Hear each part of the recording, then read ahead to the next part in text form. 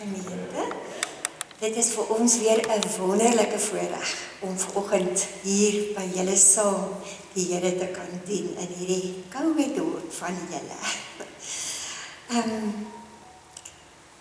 Kom ons maak ons harte stil vanoggend voor die Here.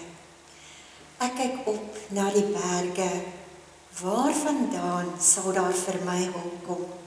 My hulp is van die Here wat die hemel en aarde gemaak het. Amen. Kom ons sing 'n eerste lied saam vanoggend, lied 518. Voel jy soms of die Here te ver is? Kom ons staan dan. Sing ons tot sy aanbidding.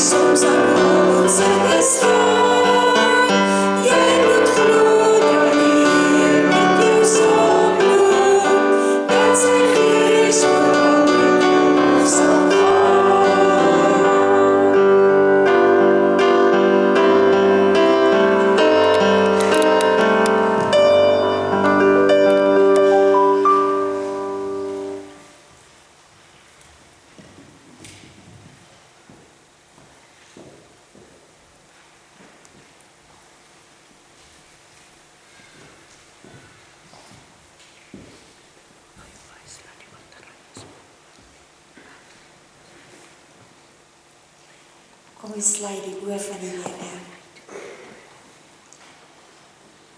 Here, so dankie dat ons vanoggend ons oë kan sluit en ons harte na U toe kan draai. So dankie dat ons weet dat U 'n wonderlike God is, dat U U hand altyd oor ons hou. Here, Abba Vader, Here Jesus, Heilige Gees, dankie dat ons in hierdie oggend dan kan stil word, dat ons harte wyd kan oopmaak en ons ore om te kan hoor wat U vir die gemeente wil sê. Dankie Here dat ons vanoggend hier saam in 'n kerkgebou kan wees. U kinders wat saamkom, Here, om vanoggend by U voete te kan kom sit. Ek bid dat U, Here, dan elke een van ons sal aanraak. Hierdie liedjie wat ons sing, dat ons weet, U is nie net ver nie, Here, maar U is by ons, U is in ons, U is om ons, en U raak ons aan, elke een.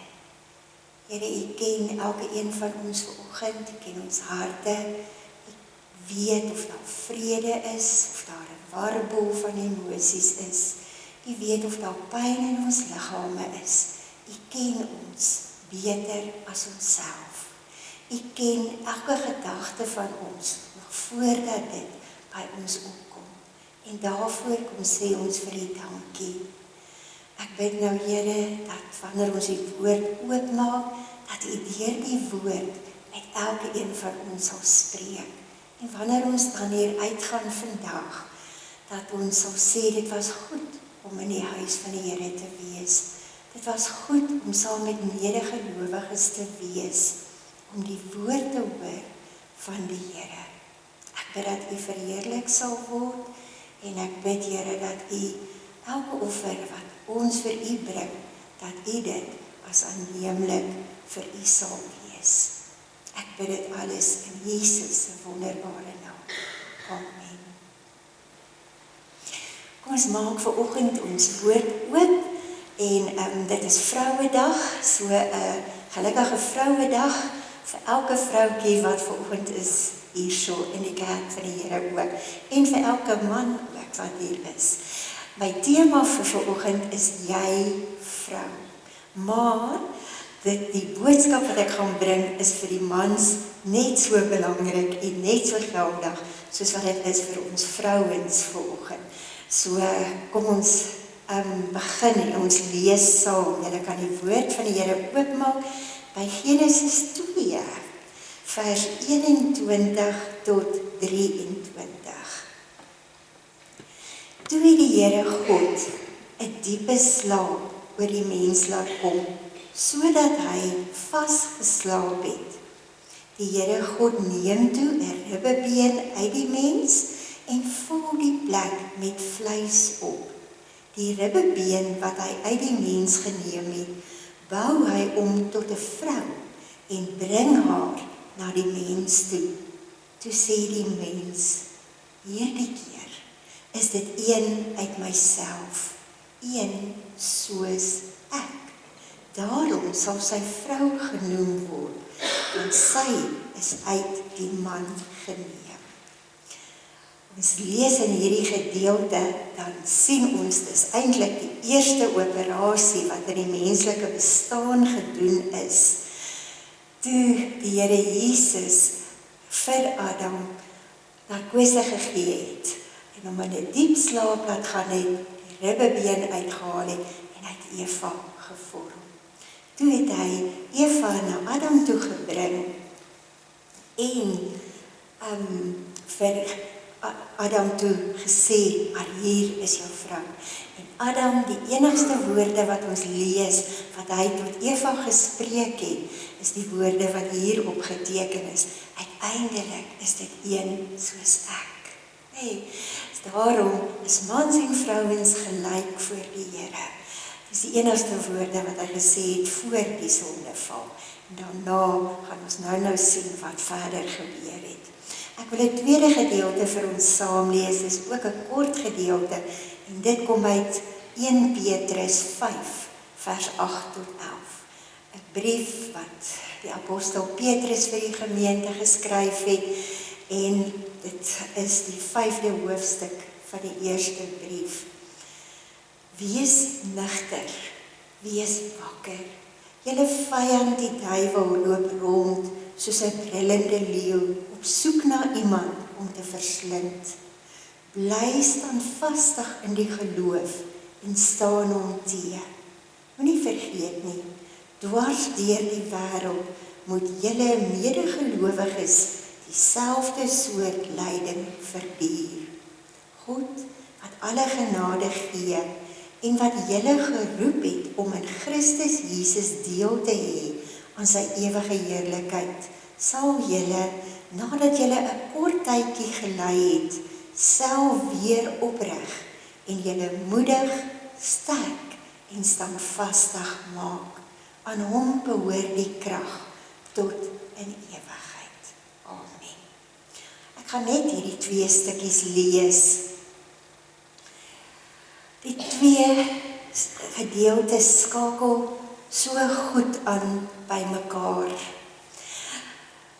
As ons vanoggend bietjie stil staan by Eva se lewe, dan dink ek staan ons by 'n vrou stil wat deur die eeue baie veroordeel is. 'n Vroutjie wat baie keer beskuldig is dat sy die gevolge is dat sonde in die wêreld gekom het. Maar ons Evas en Adams wat hier so is, kan baie lesse leer by hierdie vrou. As ons net bereid is om bietjie stil te staan by haar, bietjie te luister, bietjie iets van Eva te probeer leer, sonder om haar te veroordeel. as ons met 'n objektiwiteit na haar kan kyk. Ons kan Eva se lewe basies in 2 kategorieë sit. Ons kan sê haar lewe voor die sondeval en dan weer na die sondeval. Voor die sondeval was Eva se lewe volmaak. God het alles geskep. En toe hy klaar geskep het hy gesê, dit is goed. Dit is baie goed. Ons lees dit in Genesis 1:31, toe hy Eva geskaap het en Adam gemaak het en alles gemaak het. So voor die sondeval was Eva volkome vrou. Sy was beeldskoon, sy het dit geweet, maar sonder 'n selfbewustheid, net met 'n diepe sekerheid van wie sy was in God, wie het God haar gemaak. Sy was nie hoogmoedig nie, maar sy het die diepe innerlike vrede hier gemaak voor die sondeval. Na die sondeval het Eva se hele lewe verander. In die plek van volmaaktheid in God se skepping het daar 'n onvolmaaktheid gekom. In die plek van die heelheid het daar 'n gebrokenheid gekom, 'n skaamte, skuld, 'n verwarring. Met Adam se beskuldiging, Here, dis die vrou wat U vir my gegee het, het Eva vir die eerste keer nie goed genoeg nie gevoel. Eva het waarskynlik met baie skuldgevoelens geworstel. Selfverwyte. Ek dink soos nog geen ander vrou in die geskiedenis nie. Want Eva het die volmaaktheid geken. En sy het besef, deur die misleiding is daardie volmaaktheid verlore. Dit is verlore. Daar was skielik hierdie sonde, die sondige natuur wat in hulle sou wees. Ek wil Eva nie vanoggend verontskuldig nie, maar ek wil ook nie hê ons moet haar net veroordeel nie. Eva het 'n regverdige kans, sy regverdige kans gegee te word, soos ons ook baie keer in ons lewe. Ek het al baie keer gewonder, wat het gemaak, wat het veroorsaak dat Eva haar hand uitgesteek het en van hierdie vrugte geëet het? Wat God vir haar gesê het, julle mag nie eet nie. En dan kyk ons daarna, dan sien ons Eva deur die slang mislei is. Genesis hoofstuk 1, 2 en 3. Kan julle gerus weer vanmiddag gaan lees. Ek dink dis 3 hoofstukke in die Bybel wat ons so min lees. Ons slaan vinnig oor en gaan aan. En ons kyk nie altyd daar nie. Maar as ons daardie 3 hoofstukke lees en regtig gaan stil staan, om te sê, Here, wys my, wat het hier gebeur? Dan sien ons 'n bietjie 'n ander beeld as wat ons altyd van haar het. Ons lees in Genesis 1 hoe God alles geskaap het. En toe hy klaar is, toe sê hy, dit was goed. En dit was net goed. In Genesis 2 sien ons hoe God vir Adam eerste geskape. Hy het vir Adam gesê, jy moet vir al hierdie diere name gee. Hy het Adam deur die tuin gevat. Hy het alles gewys wat hy geskaap het en dit met Adam gedeel. Hy het vir Adam ook gesê dan, vir Adam die opdrag gegee, julle mag van al hierdie bome in die tuin van Eden eet, behalwe van die boom van kennis van die goed en die kwaad. God het daai opdrag gegee en ek dink ook dit was net om daai skeiding te maak tussen God as skepper en ons as die skepsels. En soos wat Adam toe nou deur die tuin beweeg en hy het al die diere name gegee, het Adam agtergekom, maar elke dier het 'n maatjie, maar hy het nie 'n maatjie nie. En hy vra dit vir die Here. Dan lees ons in Genesis 2:21, waar God dan sê, maar dit is nie goed dat die mens alleen is nie. En hy laat Adam slaap en hy maak Eva. Hy bring Eva, toe hy nou wakker word na die narkose, bring God vir Eva na Adam toe en gee haar as Adam se vrou. En hy seën hulle, hy sê vir hulle, wees vrugbaar, verneder en vul die hele aarde. Dis die seën wat hy oor hulle uitspreek. En dan sien ons, en daarom sien ons ook vandag nog steeds, dis ook om paas die dogters in die kerk inbring, want God die Vader het sy dogter vir haar man gegee. So dit is op daardie tradisie wat ons vandag steeds volg. Maar een dag, 'n gewone dag, soos alle ander dae, het Eva wakker geword en sy het deur die tuin gestap. En dan lees ons in Genesis 3 van die slang wat listig is, meer as al die ander diere. En ons sien daar dat hy na Eva toe kom en met Eva begin praat. Nou ek dink voor die sondeval, omdat dit net goed was dit seker normaal om met 'n slang te praat. Want ek dink meeste van ons vrouens vandag sal hardloop. Ons sal nie stil staan en luister nie. Maar die slang kom, die vyand kom, die gedaante van 'n slang na Eva toe. En hy sê vir haar, is dit so dat God gesê het, julle mag nie van hierdie boom, van hierdie vrugte eet nie. En Eva gaan met hom in 'n gesprek. En uiteindelik sê hy vir Eva, is nie so nie, julle sal nie sterf nie. Julle sal wees soos God, deur goed en kwaad te ken. En Eva het gewonder, dit moet wonderlik wees om soos God te wees. Onthou, hulle het voor die sondeval in hierdie intieme verhouding saam met God geleef. Hulle het in die aandwentjie met hom gewandel. En ek is seker daarvan, hulle was lief vir die Here gewees voor die sondeval. En Eva se begeerte was, glo ek, om nader na die Here te kom. Ons lees in Johannes 3:30, sê Johannes vir ons, hy moet meer word en ons minder. Is dit nie ons begeerte ook om nader na God te groei nie? Is dit nie hoekom ons geestelik groei nie? Om meer van God te verstaan, om meer van hom te weet en by hom te wees. Paulus skryf vir ons in 2 Korintiërs 3:18 dat ons van gedaante moet verander na dieselfde beeld van die Here Jesus, nê? Hy sê van heerlikheid tot heerlikheid. Dit is ons begeerte, Here, ek wil nader na U toe groei. Ek wil in 'n intieme verhouding met U kom staan. En ek dink dit was ook Eva se begeerte.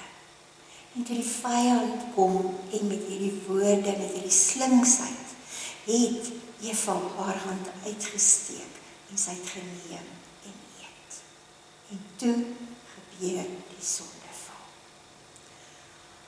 Alles het verander. Eva wou op haar eie manier nader na God toe kom. En baie keer wil ons ook op ons eie manier nader na God toe kom. Ons sien daar dat haar eie pogings het juist daai breek in die verhouding gemaak tussen hulle en God. Ons lees in Genesis 3 dat toe hulle geëet het hulle oë oop gegaan en hulle het besef hulle is naak en kaal en hulle het gaan wegkruip. En dan lees ons toe God in die aandwentjie kom en hy roep na die mens, toe sê hy, mens, waar is jy? En Adam antwoord en sê, ons het U geritsel in die tuin gehoor en ons was bang, want ons is naak en kaal. En toe sê God vir hulle, hoe weet julle dat julle naak en kaal is? Het julle geëet van die boom wat ek gesê het julle mag nie eet nie? God het geweet, hy weet alles, hy het geweet hulle het geëet. Maar hy wou hê hulle moet besef wat het gebeur? Voor die sondeval, as Adam en Eva in hierdie intieme verhouding met God. Na die sondeval, het hulle verhouding met God gebreek, en het hulle weggekry vir hom. God kom vandag nog steeds gelukkig, en sê, mens, waar is jy? Hy roep ons nog steeds vandag. Dit wat hulle nie wou gehad het nie, het presies gebeur. Ek dink Eva sou, as sy kon, die tyd wou terugdraai. Ek dink sy het gesê, wat het ek gedoen? Hoe kon ek dit doen? Hoe kon ek luister na die slang wat kom? Ons weet, God straf sonde. Eva se sonde moes gestraf word. Ons lees in Galasiërs 6:7, wat die mens ook al saai, dit sal hy oes.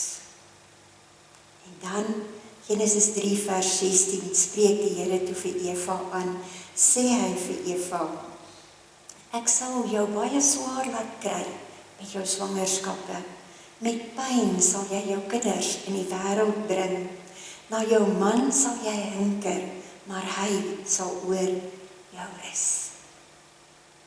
En vrouens ervaar dit vandag nog steeds. Maar, kyk ons, lees ons verder, gelukkig in Genesis 4, sien ons dat alles nie verlore was nie. Adam en Eva is uit die tuin van Eden uit, die Here het die vloek is uitgespreek oor die aarde, doring en distes sal jy voortbring, ons ken daai straf. En dan het God hulle uit die tuin van Eden uitgestuur. En baie mense sê, die feit dat hulle uitgestuur is deel van hulle sonde. Dit is nie deel van hulle sonde nie. God het die straf oor hulle, dit is deel van hulle sonde. Ekskuus, dit is nie deel van die straf nie. God het die straf uitgespreek oor hulle sonde. Eers oor Adam, oor Eva, die slang, die aarde. En toe het die lewe aangegaan in die tuin, want God het 'n bokkie doodgemaak en vir hulle klere gemaak van die vel van die bok. So die lewe het normaal aangegaan. En toe kom God en toe sê hy, maar dit is nie goed dat julle nou in die tuin van Eden bly nie. En hy het hulle uitgestuur. Ons lees dit in Genesis 3 van vers 25 af. En dan sien ons, God het gesê, nou gaan julle uit en julle moet die aarde gaan bewoon, bewaar. En dan lees ons daar dat hy gerubs, engele, by die ingang van die tuin van Eden gesit het en rondom die boom van die lewe om dit te bewaar, dat ons dit nie kan kry nie. Daar's 'n geheim ook aan daardie boom. In Genesis 2 lees ons dat God daar in die tuin was daar baie bome. Ook die boom van die lewe in die middel van die tuin en die boom van kennis goed en kwaad. God het net gesê, hulle mag nie van die boom van kennis goed en kwaad eet nie, want as hulle daarvan eet, sou hulle sekerlik sterwe. Dit het God gesê. En toe was hulle ongehoorsaam, terwyl hulle net goed was, het hulle daarvan geëet. En van daar af is die kwaad 'n deel van hulle, die sondige natuur, waarmee elke een van ons vandag gebore word. Ons lees in Romeine 5, ook waar Paulus verduidelik, deur een mens het die sonde in die wêreld gekom, en van daar af word ons almal in sonde gebore en ontvang. Het ons die sondige natuur, net soos die goddelike natuur in ons, die goed en die kwaad. Maar dan kom ons terug na die boom van die lewe. God het nie gesê, hulle mag nie van hierdie boom eet nie. Maar die geheim aan hierdie boom, as jy dit lees in Genesis 3, staan daar, toe het God gesê, as hy nou maar nie sy hand uitsteek en ook van die boom van die lewe neem en eet en lewe tot in ewigheid nie. En dis die geheim. Die boom van die lewe laat ons lewe tot in ewigheid. As Adam en Eva eerste van die boom van die lewe geëet het, terwyl hulle net goed gehad het, was daar nie 'n sondeval nie. Maar nou het hulle eers en die slang gekom, die vyand en hulle mislei, om te eet van die boom van kennis goed en kwaad, wat lei na die dood toe. En as die vyand hulle kon mislei, terwyl hulle net goed gehad het, hoeveel makliker sou dit nie gewees het, om hulle te mislei, terwyl hulle die kwaad ook gehad het nie. Die verwarring, die seer, sou soveel makliker gewees het. Hy sou 'n ander misleidingsstorie vir Eva vertel het. En daarom het God hulle uitgestuur, uit die tuin van Eden uit, sodat hy vir ons redding kan bewerkstellig op die kruis, wat aan 'n boom gehang het, die Here Jesus. En ons as gelowiges dan kom, en ons word gebore met hierdie sondige natuur, dis hierdie stryd in ons, en iewers in ons lewe moet ons dan die keuse maak om te sê, maar ek wil deur die Gees leef. En ek buig my knie voor die Here Jesus, voor sy verlossende krag aan die kruis. Dan vergewe hy my sonde. Hy verlos my van die sonde, en ek weet ek het die ewige lewe by hom in die hemel eendag. Ons lees weer in Openbaring 22, vir die eerste keer weer van die boom van die lewe. Voordat ons in die hemel gaan ons by die boom van die lewe wees, en daar gaan nooit weer 'n sondeval wees in die hemel nie. Nooit weer nie. Ons gaan in totale vrede, in totale volmaaktheid saam met God leef vir ewig en ewig. Want ons het sy verlossende krag op die kruis vir ons gevat. Daarom, die feit dat God vir Adam en Eva uit die tuin van Eden uitgestuur het hy gestuur om hulle te beskerm. Nie om hulle te straf nie. Die straf was klaar uitgespreek, vroeër. Maar hy het hulle uitgestuur, want hy het hulle beskerm. En as ons dit verstaan, verander dit ons prentjie wat ons van God het. Want nou het ek 'n God wat ons wil beskerm, 'n God wat ons na hom toe wil lei, wat in verhouding met ons wil staan, en nie 'n God wat my net wil straf nie. Dink daaroor, gaan lees dit, gaan lees elke versie, dan sien julle. Ons kyk na ons skriflesing vanoggend. En ons sien dat terwyl ons hier op aarde is, kom God se stem nog steeds.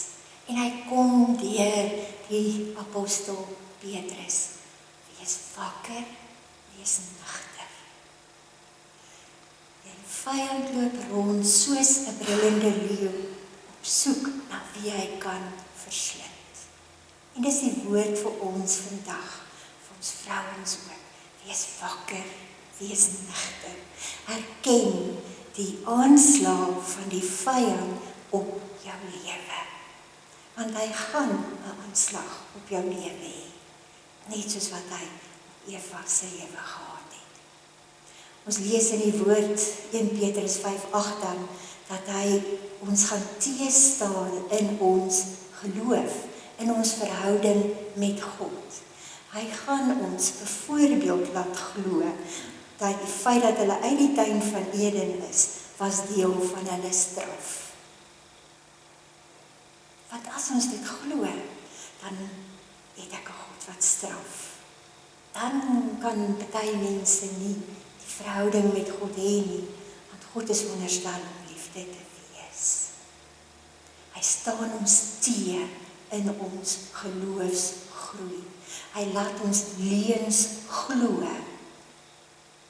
Langehoven het geskryf, hoe meer van die leuen, hoe meer van die waarheid, hoe gevaarliker die leuen. Daar wat waar